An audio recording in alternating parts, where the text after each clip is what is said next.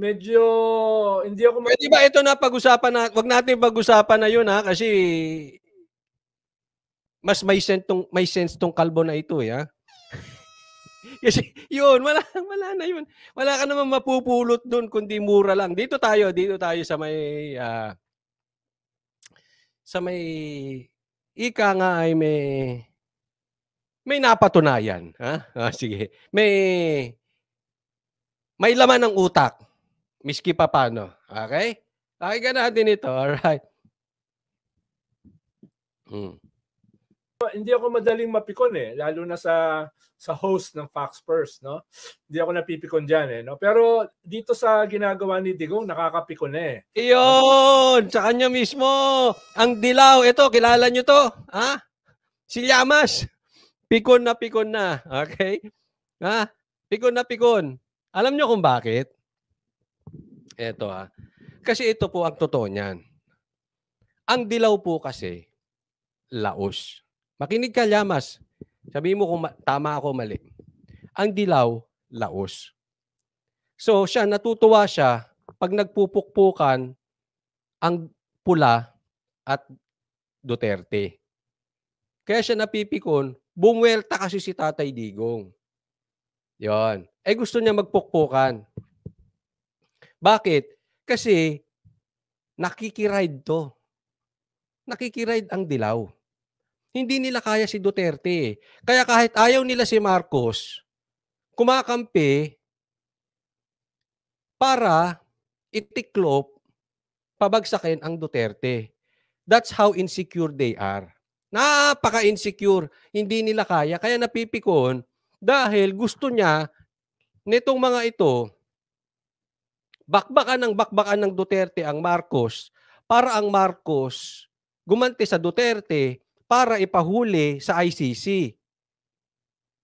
Ang problema kasi, kaya ito napipikon tong mga dilaw, lalong-lalo ka na Llamas, kasi hindi sumushoot doon sa narrative nyo. Hindi sumushoot doon sa istorya gusto nyong mangyari. Hindi sumushoot doon sa inyong agenda. Gusto nyong ipakulong si Tatay Digong at gusto nyong mag-away yung dalawa. Nang sa ganun, yung mga dilawan, you have a fighting chance. But you do not have. Tapak po kayo sa simento. Tapak po kayo sa ground. Be realistic. Malayo na talaga dilaw. Okay? Malayo na. Kaya lang, ang galawan kasi ng itong mga ito, sausaw. If I were you, Llamas, create a winnable team. Winnable. But I don't think you can create one. Matapang na hayag po yan. I don't think you can create a winnable team. Kaya kayo nagre-resort ng ganyan. Wala Sino aasahan mo? Si Bam Aquino? Si Ontiveros? Si Lenny? Sa kangkukan pupulutin niyang mga yan. Walang panalo yan kay Sara. Kaya pikon na pikon itong mga ito. Gusto nila bakbakan ng bakbakan.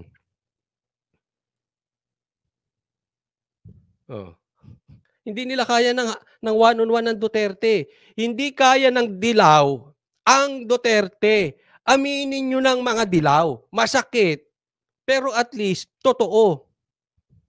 Kesa magtatago kayo sa peke, kahit hindi masakit, wala din. Hindi realistic. Tuloy. Nakakapikon na dahil inuulit ko, kung magbobulahan sila ni Bongbong Marcos, wala tayong magagawa yan. Sa kanila na yan. Wala kang magagawa. Ba't ka napipikon? Di ba? Anong issue mo? No? Pero, yung ganitong klaseng paulit-ulit na pagbabago ng kanyang sinabi, ang nakaka-insulto na rito ay tayo no? Tayo yung parang ganyan yung trato sa atin Parang naghahanap kasi ako ng translation ng we were taken for fools, no? We are being treated as fools. In short, offended siya. Kasi yung paulit-ulit na pag-ganun-ganun ni Tatay Digong, napipikon siya. Dahil parang dating sa kanya, parang naiinsulto yung mga Pilipino. Hindi po. Tapatin ko po kayo, ang mga tunay na DDS, hindi po naiinsulto. Ang mga tunay na DDS, yung matagal ng DDS, hindi naiinsulto. Possibly yung mga bagong convert. Possibly. Alam mo kung bakit? Ginagawa lang naman ni Tatay Digong yung ginagawa ni Aimee tsaka ni Tambaluslos. Papansin nyo? Oh. Si Aimee pabor sa Duterte, si Tambaluslos, iba. O di, ganun din si Duterte, Tatay Digong. Magkaiba sila ni Baste. Ang tawag dyan, a dose of your own medicine. Ang problema kasi, etsapuera ang dilaw. Sa ganyang laro, etsapuera sila. Diba? Wala sila eh. Wala silang winnable. Kaya hindi sila makakaporma. Hanap ako ng translation na medyo maganda sa Tagalog eh. Pero wala akong mahanap eh. Talagang ang translation talaga, ginagawa tayong mga tanga. Kayo lang. Hindi kami. Kayo lang. Kasi, eto, payo ko rin. Mamaya ipapayo ko rin to. Payo ko sa inyo, Llamas, para hindi kayo ginagawang tanga, gawa kayo ng sarili nyong eksena. Ang problema kasi sa inyo, uulitin ko, nakikisaw-saw kayo sa eksena ng iba. Etsapuera kayo dyan eh. Hindi sumusunod doon sa gusto ninyong pinapalabas. Ito, hirit ng hirit eh. Alam mo lagi nitong sinasabi? Ang pag-asa talaga ng Marcos, bago mag-eleksyon, actually, first quarter, second quarter, third quarter of this year, dapat nahuhuli na si Duterte ng ICC. Kasi pag hindi nahuli ng ICC ang Duterte, lalakas yan. At wala na magagawa si Marcos. Alam mo yung litanyang paulit-ulit niyang sinasabi na yan? In my opinion, yan po ay mind conditioning. Yan po ay inuutos si Marcos na pahuli mo na yan. Pahuli mo na yan si Tatay Digong sa ICC. Kasi lalakas yan. Ngayong mahina, pahuli mo na yung mga yan. Dahil pag hindi mo nahuli yan sa ICC, wala kayong kalalagyan sa 2025. At napaka-importante ng midterm election kasi kailangan ng numero. It's a numbers game, ang midterm election. Kung kaninong alyado mapupunta. DDS, dilaw, pula. Huwag na natin isama ang dilaw, wala na talagang pasok yan. Yun na lang talaga nagtatalo ngayon. It's about Marcos and Duterte. Di ba? And others. Di ba? Kaya sila pikon. Brad, gawa kayo ng sarili nyong eksena. Di ba? Andyan si Dilima. Paggawa kayo eksena. Si Ontiveros, gawa ng eksena, di ba? Pansin nyo. Walang bumibili. Di ba? Hindi bumibenta. Yes, nababalita. Pero hindi yun yung tinatawag nating influence. Hindi nagkikreate ng influence eh. Compared kay Tatay Digong, pag nagsalita, nakikinig ang tao. Nagkikreate ng influence. Yan po ang leader. Ang totoong leader, pag nagsalita, nagkikreate ng influence. Partner yan. Kaya pag ang leader walang influence, display ka dyan. Ganyan po sila. Kahit mag-create siya na eksena. Eksena na nga na eksena si Ontiveros eh. Nagkakaroon ba ng influence? Wala din. Hindi naman umaano ang dilaw eh. Wala. Tatay Digong nagsalita bangag. Boom. Ang Duterte DDS, sumabog. Daming bigla. Naglabasan sa lungga. Tapos nagsalita si Tatay Digong, hindi adik si BBM. Boom! Ganun pa rin. Di ba? Bakit? Influence. Yaan ang marka ng leader. Pag nagsalita, may influence. Tuloy. No? At kung tayo ay papayag, hindi tayo magagamit. Sabi dito, Coach, Ablaya, eksena, Risa. Yes, wala eh. Hindi nagkikreate ng ugong. Binabalita, yes. Hindi nagkikreate ng eksena. Wala. Sinong inaabangan? Hindi. Ito realistic. Kaninong mo bang inaabangan? Kung ikaw pula, kaninong mo ba abangan mo? Huwag tayong maglakuhan. Inaabangan nyo move ni Tatay Digong. That's reality. Kung pula ka, halimbawa may ginawa si Ontiveros. O ano ngayon? Balita mo. Diba? Kung pula ka ha, tingnan natin sa mata ng pula. Ano ngayon? Gumalaw si Risa. Gumalaw si ano? Halimbawa si ano ba? Si Tambaluslos. O ano ngayon? Wala. Wala. Ang inaabangan talaga nila anong gagawin ni Tatay Digong.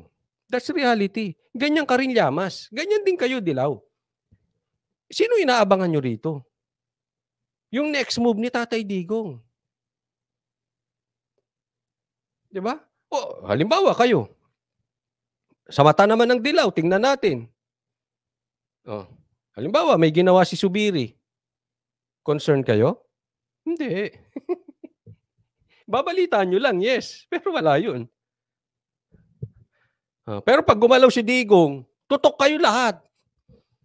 Pula, Dilaw, tutok. Lalo na DDS. Kaya, sinasabi ko. Di ba? May influence. Kasi lahat ngayon, siguro, lagpas ng kalahati ng Pilipino nakatutok sa gagala, anong next move ni Tatay Digong? What's next? What's next for Maysug? What's next for Tatay Digong? Anong susunod niyang galaw? Alam mo kayo, hindi kayo gumagalaw. Alam mo style nila? Hindi sila gumagalaw. Reactive sila. Nagre-react lang sa galaw ni Tatay Digong. Dumidepensa lang sila. On the offense is actually Tatay Digong. At hindi po ako nang bobola sa inyo. Huwag kayong maniwala sa akin. Pero i-check nyo ang hihip ng hangin. Di ba? Pati nga vloggers nila eh. Yung vloggers ba nila kinikwento kung ano yung magandang ginagawa ng kanilang hari? Hindi. Sino ang binabakbakan? Di ang Duterte. Hindi tayo magkakaroon ng sense of outrage dito sa pagtrato sa atin. And then, talagang we deserve to be treated as fools. No? We deserve... Sino ba gusto maging presidente natin? Si De Lima? You think so? Si De Lima, gawin natin presidente? Mas maayos? Come on, be realistic. Si Ontiveros? Si Lenny? Maging presidente? Ano tayo, lutang? No? Kaya, yun yung nakakagalit dito sa, hindi lang yung presidente, hindi lang si Digong, yung kanyang anak. No? Binawi yung sinabi nung linggo doon sa pagpuri niya sa EDSA. Bakit kasi kayo nakafocus sa lahat sa Duterte? Gawa kayo, sarili ninyong eksena. Pagalawin nyo si Trililing. Yan ang magaling gumalaw ng eksena eh. Si Ontiveros. Di ba? Ano masasabi ko sa inyo? Good luck. Kung may ma-influensyahan. Yes. Makakagawa ng kwento. Makakagawa ng balita. Papakinabangan ng vloggers. May content. Influence? Wala. Wala. No? At tinanggal niya yung... Sabi dito ni Reggie, magaling sana na political analyst si Llamas, pero one-sided siya lagi. Halatang kontra Duterte. Ako hindi po ako nag-aano Duterte siya kaya lumalabas walang kwenta analysis niya ko. So, hindi ako nagmamagaling na sinasabi ko mas magaling ako kay Llamas. Hindi. Sabi ko nga akong pinakamahinang, pinakabobong vlogger ng DDS eh. Pero, kabit sa reality. Yun ang realidad eh. Kaya tama. Kaya nagmumukha lang matalino kahit hindi matalino. Bakit? Konektado sa reality. Yan ang nangyayaring talaga sa Pilipinas. Itong mga ito, wala. Hindi. Mamaya, lalo na yung mga tambayuda. Naku, malayo. Kanyang post at hindi daw niya binabago yung kanyang pagbatiko sa EDSA, yung kanyang statement noong 2017. So halos sabay yung mag-ama na binabawi yung kanilang mga sinabi. Hindi naman tayo magugulat na wala silang isang salita. Hindi naman tayo magugulat kung wala silang paninindigan, kung wala silang karangalan. Pero ang nakakagalit ay kung paano tayo tinatrato. Paano tinatrato itong mga kapwa natin mamamayan. Kasi hindi nyo alam ang nangyayari. Ang DDS kasi alam ko anong nangyayari. Hindi yung trato sa inyo. Na ang tingin sa atin ay tatanggapin na lang natin itong kanilang Tama, sabi ni Taganaso. Bakit affected sila? Apektado sila. Kaya nga affected. Lalo ka mawawalan ng buhok niya kung affected ka sa mga bagay-bagay. Affected sila eh. Bawi itong kanilang pagsisinungaling, itong kanilang kawalan ng paninindigan, no? Tayo yung dapat magalit dahil ganito yung trato sa atin. Sumbuka kay Trillanes. Ganito yung trato sa atin. Sumbuka kay Trillanes. At siguro yung mga nagbigay ng mataas na approval rating kay Digong nung siya ay presidente na umaabot ng 92-93%, ay kailangan sigurong tignan natin yung sarili natin sa salamin at tignan natin ng mas malaliman kung paano tayo tinatrato nitong ganitong klaseng binigyan natin ng ating hindi lamang ng ating boto, kung hindi ng ating suporta. Dahil hindi naman siya sagutin niya. So, sino gusto mo suportahan namin? Diba?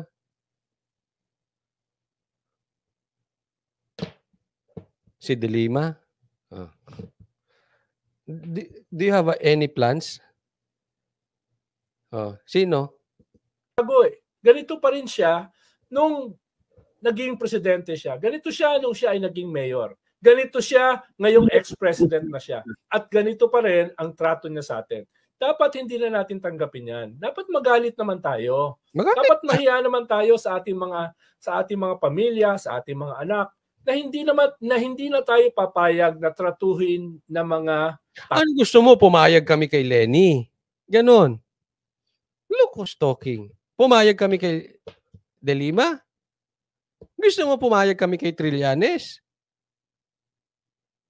Hello. Ang ganda ng lineup nyo, Brad. Ang babait. Ang winnable. Na paniniwalaan natin itong nakailang tumbling, ilang pagbawi ng kanyang sinabi. Ilang araw pa lang ang nakakalipas, no? So, pasensya na at medyo umiinit ang ulo ko, no? Dito sa paulit-ulit na pagbawi nito. Hindi lang ni Digong, nung kanyang anak. No? Nung kanyang anak, ni walang paliwanag kung bakit niya pinawi yung kanyang pagpuri sa EDSA nung linggo. Walang paliwanag. Basta sabi lang niya ay tinatanggal ko na yung aking Pinoy. Mahirap ito. Tama, ito yung mga taong kaya ang taong galit. Hindi lang siya pati ibang vloggers, not necessarily him.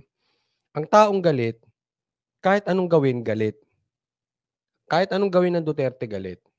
Ang taong inggit, kahit anong gawin ng kapwa niya vloggers, inggit pa rin yan. Walang gagawin tama. Katulad nito. Pinuri daw ni Sara yung EDSA. Galit. Pero pag binakbakan ni Sara, pag pinagbumura niya yung EDSA, galit to, di ba? For sure, galit din to. Kasi sa inyo, walang gagawing mabuti ang Duterte. Bakit? Inggit eh. Bakit? Galit kayo. Di ba? Saan lulugar? Kung ako nga kay Sara next year, bakbakan niya naman yung EDSA. Wala eh. Basta sa inyo, galit kayo sa Duterte. Walang magagawang mabuti ang Duterte. Ang magagawa lang na makabuti sa bayan natin ay si Trillanes at saka si De Lima. Ganyan ang tono nyo. Tungkol sa EDSA, hindi ko binabago yung aking posisyon noong 2017 na binabanatan ko yung EDSA. Sana that will put everything to rest. Ganun yung sinabi. Parang hindi naman tayo ganun katalino, pero wag naman tayong masyadong gawing bobo. Wag naman tayo. Kasi ako gusto ko yung galaw din ni Tatay Digong, ha. Dami talaga umikot ang puwet doon. Dami. Hindi nila ini-expect eh. Alam mo, yung sinabi ni Tatay Digong sa Cebu, expected ko yun, bababa. Sila, ini-expect nila, babakbak ulit si Tatay Digong para ipahuli sa ICC. Iyan ang gusto ng mga yan. Kaya ginagalit nila. Eh hindi. Demate na naman sila. Diba? Yan po kasi ang labanan dyan. Dapat yung kalaban mo, hindi alam ang next move mo. Pero kung DDS ka, alam ko marami sa inyo, ine-expect nyo medyo lalaylo si Tatay Digong sa Cebu. Kung DDS ka, alam mo eh. Alam mo yung galaw.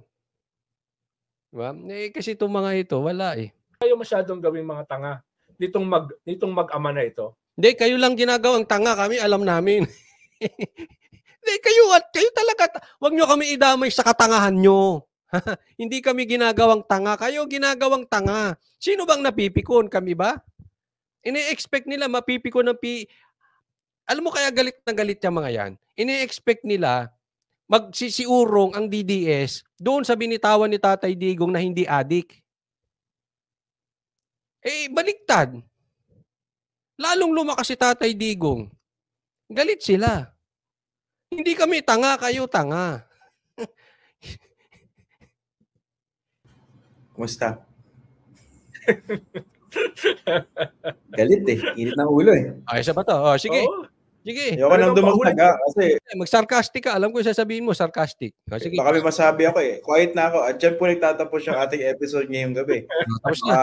Mapikon yung ating guest eh. Talagang may mga naisip akong kalokohan pero ayoko nang banggitin eh. Pupurihin na lang natin. Ulit pinakinggan, binasa yung statement ng mag-ama. Sabi ko, talagang ganito ba talaga ang tingin nito sa atin? I agree din sa no? Parang ginagawa tayong tanga. Kayo lang. Ginagawa kayo. Hindi, totoo naman yan. Ako, hindi. Pasensya na po, Tatay Digong, ha? Hindi naman, pero sa tingin ko lang. Tama ka, Brad. Ginagawa kayong tanga ni Tatay Digong. Masakit? Ulitin ko pa. Tama ka, Brad. Tama ka. Ginagawa kayong tanga ni Tatay Digong. Hindi kami. Pinaglalaruan kayo, hindi nyo napapansin. Pero ang challenge ko sa inyo, di ba? Bakit ang content nyo nakatuon sa Duterte? Bakit hindi nyo itong i-content kung ano yung inyo? Dilaw, di ba? Eh bakit wala manunood? Content mo si De Lima. Ating yung tingin sa atin napakababaw. Hindi na una ko naisip kanina. Inyo, ang babaw talaga ng tingin sa inyo ni Tatay Digong. Kasi tanga kayo.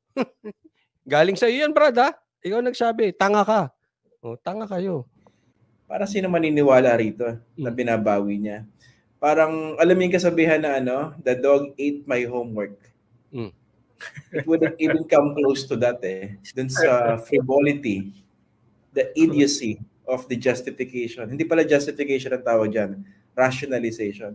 Pero ako iba yung basa ko rin sa pagbawi ng Vice President. You honestly believe ba na na talagang merong imprimatur niya, yung unang pahayag at pinabawi niya? Kasi ang basa ko dyan, baka naman perfunctory press release sa team niya. Ay, mag-issue tayo ng press statement. Hindi naman niya binabasa, nilabas. Nabasa niya. Sa akin, hindi na issue yun. Ang issue sa akin, kahit anong sabihin ni Sarah, magagalit kayo. Pag sinabi ni Sarang puti, galit kayo. Pag sinabi ni Sarang dilaw, galit kayo. Pag sinabi ni Sarang pula, galit kayo. Lahat ng gagawin ng Duterte, galit kayo. Especially sa'yo, content mo yun eh. Di ba? Aminin natin. Hindi nyo kaya yung content nyo nang walang Duterte. Nako.